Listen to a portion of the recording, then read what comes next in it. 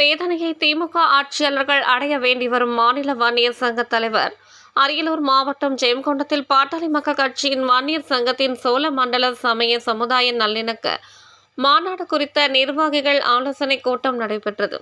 கூட்டத்திற்கு மாவட்ட செயலாளர் தமிழ் மரவன் தலைமை வகித்தார். மாவட்ட வன்னியர் சங்க செயலாளர் தர்ம பிரகாஷ் வரவேற்புரையாற்றினார்.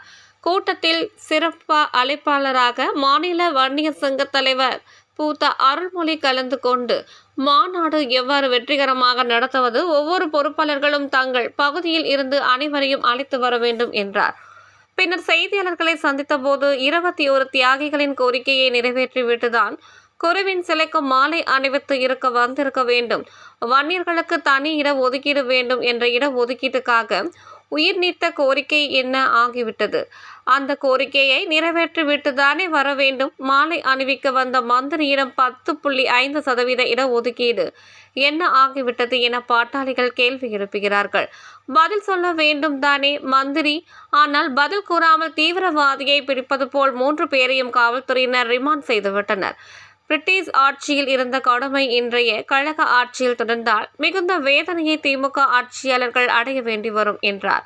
கூட்டத்தில் மாநில வன்னியர் சங்க செயலாளர் வைத்தி, மாநில மாணவர் சங்க செயலாளர் கொடுக்கூர் ஆலவந்தார், மாநில அமைப்பு தலைவர் TMT திருமாவளவன், மாநில உழவர் பேரியக்க தலைவர் ஆலயமணி, டெல்டா மண்டல பொறுப்பாளர் ஐயப்பன் உள்ளிட்ட ஏராளமான பாட்டாளி மக்கள் கட்சியினர் வன்னியர் சங்கத்தினர் கலந்து கொண்டனர். அரியலூர் செய்தியாளர் வேல்முருகன். அவங்க சொன்ன கோரிக்கையை நிறைவேற்றிட்டு தானே அங்கே வரணும். 21 பேர் செத்தா அவனுக்கு நினைவுள்ளம் திறக்கிறாரு மாண்புமிகு முதல்வர். தப்பே இல்லை. ஆனால் அவன் சொன்னானே வன்னியர்களுக்கு தனி ஒதுக்கீடு வேண்டும்னு, அந்த கோரிக்கை என்னாச்சு? அந்த கோரிக்கையை நிறைவேற்றி விட்டு தானே நீ அங்கே வரணும். இங்கே மாவீரனுடைய நினைவிடத்தில் வந்து மாலை வைக்க வரார் மந்திரி. அவர்கிட்ட என்ன கேட்குறான்? 10.5% இடஒதுக்கீடு என்னாச்சுன்னு கேட்குறான். பதில் சொல்லணும்ல அந்த மந்திரி.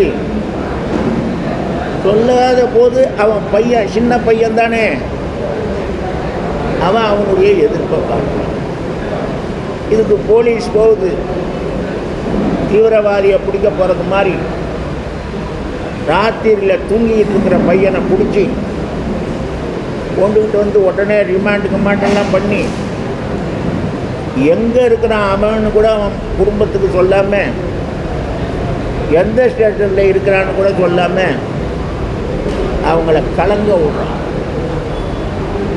பிரிட்டிஷ் ஆட்சியில் இருந்த அந்த கடுமை இன்றைய கழக ஆட்சியிலும் தொடரலாமா என்பதுதான் என்னுடைய கருத்து. இது தொடருமானால் மிகுந்த வேதனையை திமுகவினுடைய ஆட்சியாளர்கள் அடைய வேண்டி வரும் என்பதை நான் வன்னியர் சங்க தலைவர் என்ற முறையில் எச்சரிக்கிறேன். செய்திகளை உடனுக்குடன் தெரிந்து கொள்ள தமிழ் நேஷனல் நியூஸ் சேனலை சப்ஸ்கிரைப் செய்யுங்கள் மற்றும் பெல் பட்டனை அழுத்தி விடுங்கள்.